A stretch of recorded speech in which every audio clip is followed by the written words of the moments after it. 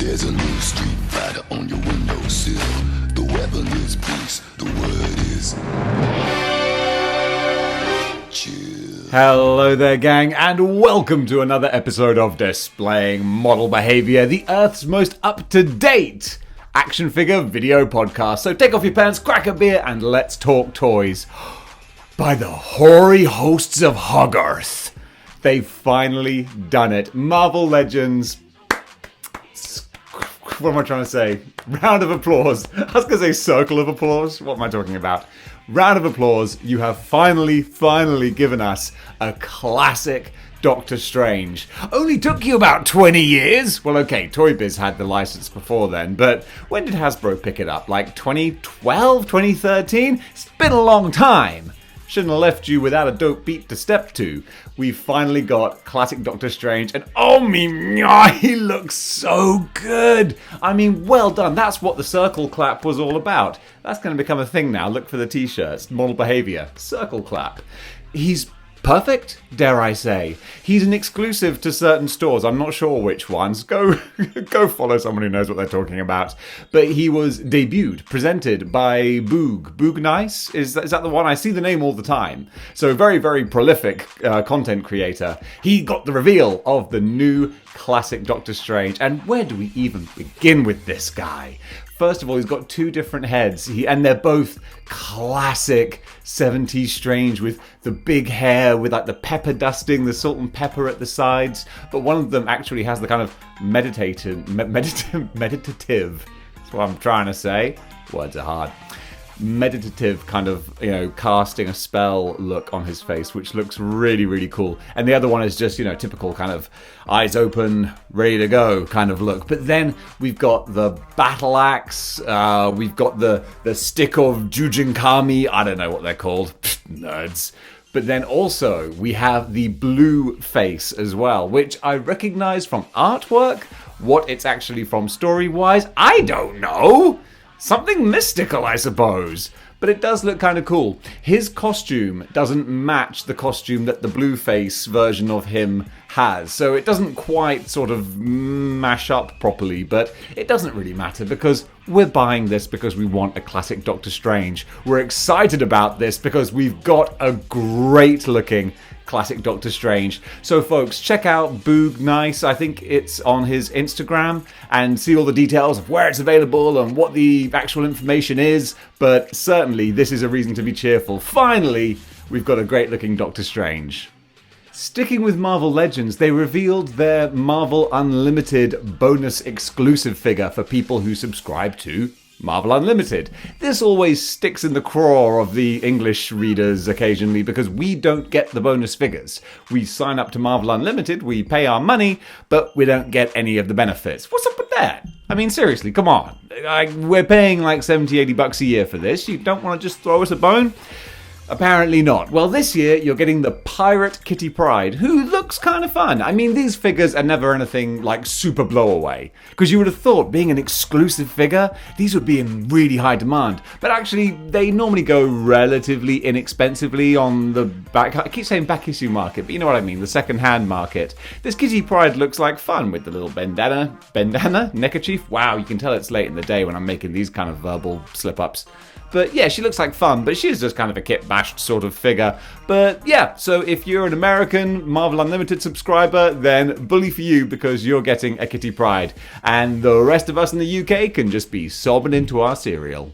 I realise how late this news bulletin is with the fact that I'm looking down my list of things to talk about, and it's like, oh, Cosmic Legions did their big reveal. Yeah, Dave, about 2 weeks ago now. But they have done so, and the figures all look amazing. And I'm thinking, oh, do I buy into this? I don't know. That's the real big problem, because in the UK, we have to add shipping, customs, transport, excise, everything, exorcisms. We pay for everything. So suddenly, if you want to buy in, then you get what is already a pretty hefty price tag for the lot of figures, and then everything else on top. And yet still I'm going, I could find a way of doing this. I mean, they look really great. I'm starting to move now more away from buying figures because they represent a character or a story that I love, and more into buying figures just because they look like beautiful figures and you can make a lore about them, some headcanon and stuff. And this looks like a great sort of story that the Cosmic Legions guys are crafting about an intergalactic prison with a gladiatorial sort of arena beneath it and scientists working around it with cool, funky, weird-looking aliens. It looks really cool and I want to be in on the ground floor. Can I afford the price tag? Well, stay tuned. AEW has released more figures, more bloody figures. These look kind of cool. This is Jon Moxley and Britt Baker are what I can instantly remember. They've announced a whole new batch, a whole new set of figures coming out, but the fact that they're doing bloody variants is another great way of just tilting more to a more niche kind of pro wrestling audience. So that's quite cool to see. It's not necessarily trying to go with the kiddie-friendly thing, because you know what? Kids follow violent things regardless. RoboCop, Terminator and Aliens was not marketed towards kids, but kids bloody love it, and they'll bloody love these bloody figures. Also, fun little bit of news is that I can't remember where it is exactly, but in about a month's time, AEW is doing a show in the same venue as WWE. WWE has theirs 1 week, and then AEW has theirs within that week. And so far, in an 8,000-seat arena, WWE has sold 2,000 tickets, and AEW has sold 6. And if that's not good news, I don't know what is. Dark toys are creeping into that NECA sort of verge of movie licenses, and especially 80s classics as well. They've debuted their Beverly Hills Cop Axel Foley figure, and this looks so uncanny that when you see him, you just get the do do do do do do do do do do do. I better stop that before I get a copyright strike. But Beverly Hills Cop is super iconic for folks who grew up in the 80s. Probably not much cachet nowadays with the kids, but still, if you like your Eddie Murphy and your Axel Foley, then this would make a good addition to the shelf. And they're not done there either, because we also have a Mad Max coming from these guys as well. And again, with the likenesses, these are more high-end figures, and you can see why. It's more mezco than it is NECA, and the difference shows, and it shows in the price tag too. But if you want to pick them up, they will be available soon. This was a really interesting discovery that I saw. I rag on WWE all the time, but I still have massive nostalgia for the old stuff.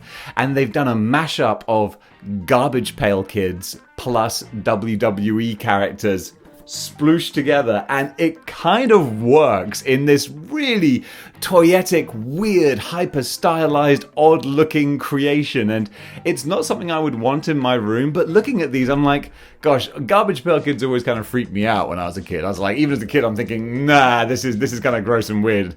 But the WWE connection with it actually makes them more like Cabbage Patch Kids. Very cute, kind of adorable, and yeah, I super dig that. In an exciting reveal of what may be still to come next year, that was a weird sentence, Marvelous News has been slowly drip-feeding preview pictures or hints as to what a new X-Men wave is going to contain. And there are some unusual names, some very common ones, and quite a few reasons to get excited. I'm going to cheat and just read off the list here. So the first two were ones that I mentioned previously, which was Siren and... Nope, can't do it without reading. It's just because I can't remember his name.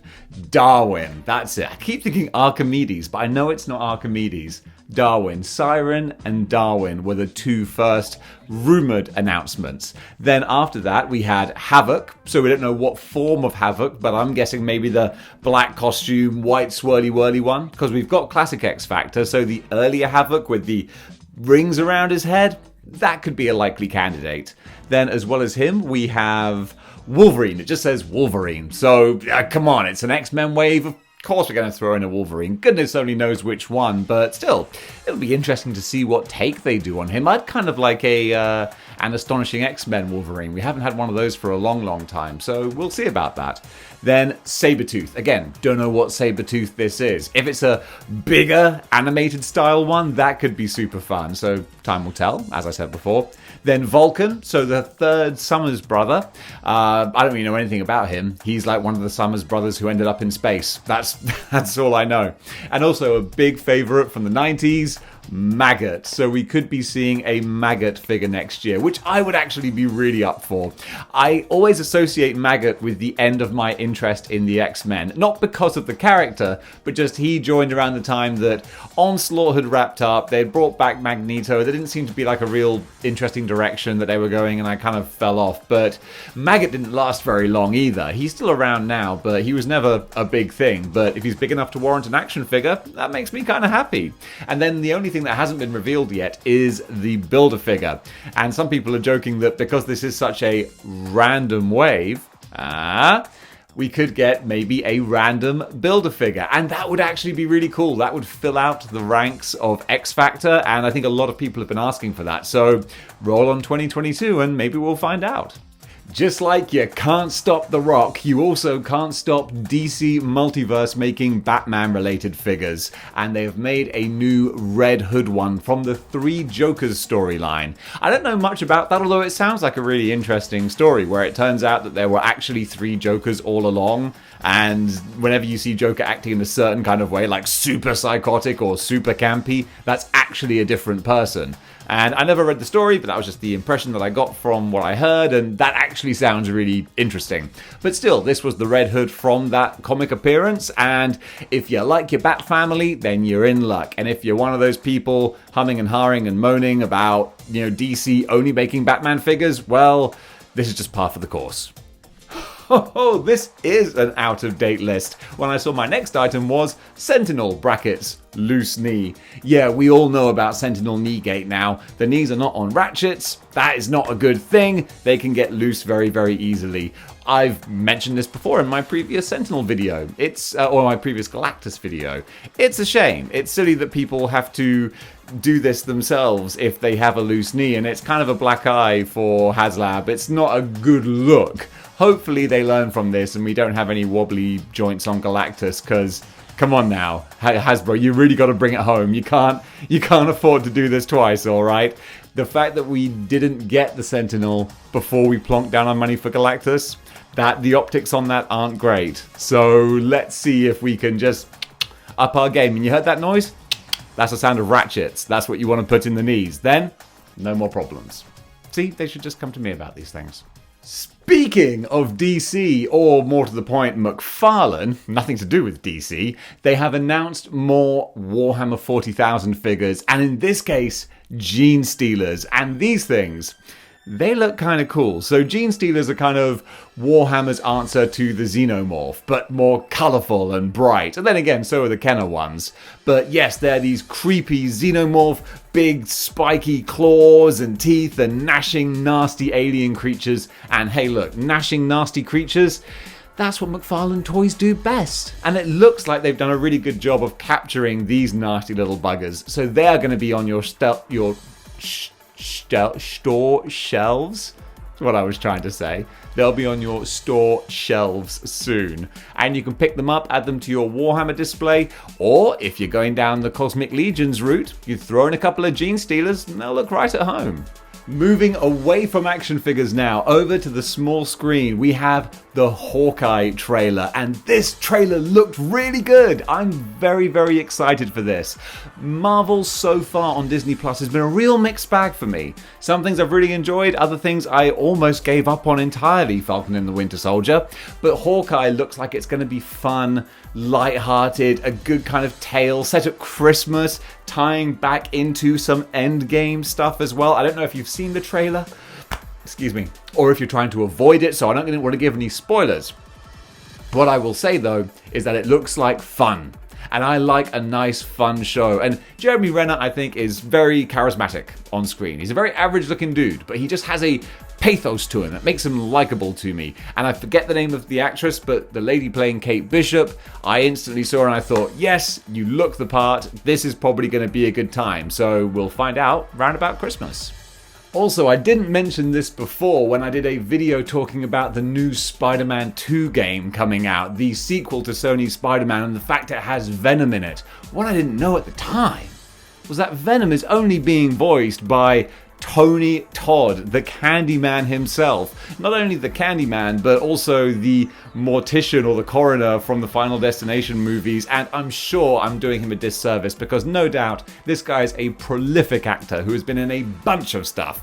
But I just know him from my super B-movie genre type pieces. But I cannot think of a better person to do a Venom voice. I'm not even going to try and insult him by doing an impression of it, but it's just so deep down, dark and gravelly. Like, you can imagine that whales at the bottom of the Atlantic Ocean can hear his line reading when he's doing voices.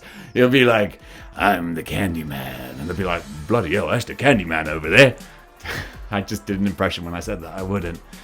I can't help myself, I really can't. Either way, Spider-Man 2 is going to be awesome. Let's stay with the video games a little bit, because also some interesting news came out from an Insomniac source. I can't remember who it was, but they were talking about the new Wolverine game, of which we know so little. It's kind of funny, I've seen so many videos online of saying, Wolverine trailer breakdown, we analysed the new Wolverine game. It's like, you know nothing. What are you analysing? It's going to be a game in which Wolverine pops his claws. That's what the trailer tells you. Well done. Somehow people managed to make a 10-minute video out of it. I don't know. People will click on anything these days. Case in point. But what the source from Insomniac said is that there's two bits of good news here. Wolverine is going to be a full length, what am I trying to say, like size game. It's not going to be a smaller adventure. It's not a Miles Morales Spider-Man. It is a Spider-Man. It is a big AAA, big time game. Should I say big one more time? Big. And the other thing he said is it will be mature. And that's kind of cool. And we couldn't take that for granted either. Because Wolverine, by his very nature, by his mutant power, he stabs people to death. It's not difficult to make a non-mature game with that. There are millions of Wolverine games where he just bloodlessly slashes people, and it's neither here nor there. But I think they want to go God of War style. And if they do, they will strike gold, because kids will buy this game regardless. The ESRB is completely toothless. The only time that a kid won't be allowed to buy this game is if they are actively with their parent at the time, and the parent is actually aware enough to go, the ESRB rating on this is not suitable for you. But no, they're just going to see Wolverine and go, yeah, you like Wolverine? Boom, there you go. So I'm really looking forward to this game. Full length and mature, sign me up. A couple more bits of video game news, and this is always just news that is interesting to me. That's why I don't do like a full rundown of all the video game news, all the comic news. It's just stuff that appeals to me, and I thought you might want to hear about it. We're getting a remake, not a remaster, but a full-on, ground-up remake of KOTOR, Knights of the Old Republic. Arguably the best Star Wars game ever made. Essentially Mass Effect with lightsabers, but came out long before Mass Effect. This was kind of trailblazing, eyebrow-raising as well, and people have been clamoring to go back into that section of the Star Wars universe. So now it's been announced. They had an announcement trailer, didn't show anything. This thing is a long way off, but people who are fans of Knights of the Old Republic have something to be very excited about and to anticipate over the next few years, because this will probably make a big splash when it comes out, and might even rekindle my interest in Star Wars. Something's got to. And finally, the early Venom reviews are in for Venom 2, Let There Be Carnage. And it turns out that the general perception so far is actually very positive. I was waiting for people to slate this, but this is just like early pre-screening rumors. So-and-so saw this and they told Jeff's wife and then she told Instagram and then here I am talking about it type rumors. But very often they do hold water. So far there's a lot of positive buzz. You know what I'm saying. There's a lot of positive buzz for Venom. And hey, look, the last time that I talked about unsubstantiated rumors about a movie having positive buzz, it was Shang-Chi. And that very much lived up to those exceptions. Ooh, who's messaging me? Ah, lovely. I just got paid.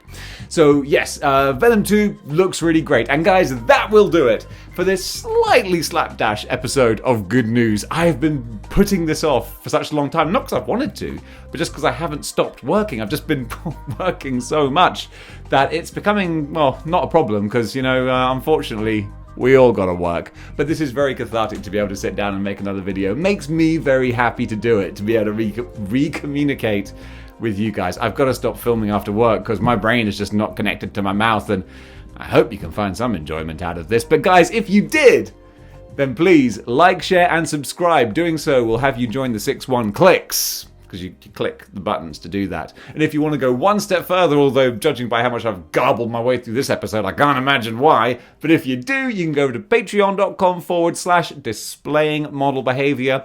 Throw a few shekels my way. Now, I did say on a previous episode that if you were to sign up to the Patreon, like all of these wonderful human beings did, you would not only get a chance to enjoy the exclusive videos on there, but you would get a thank you message from the President of the Moon.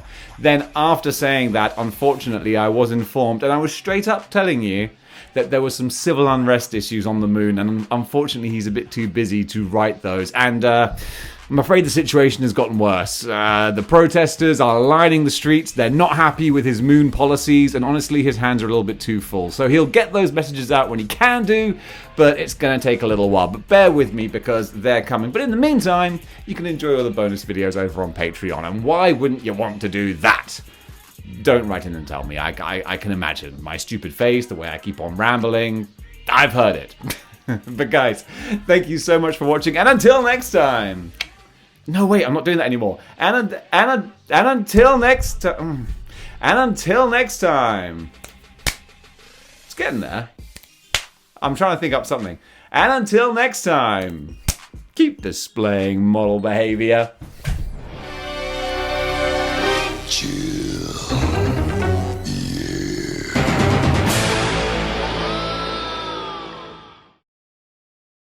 First of all, I mentioned the new Venom appearing in... What was I even talking about? No idea. Following that announcement, there are actually some... Cup of coffee.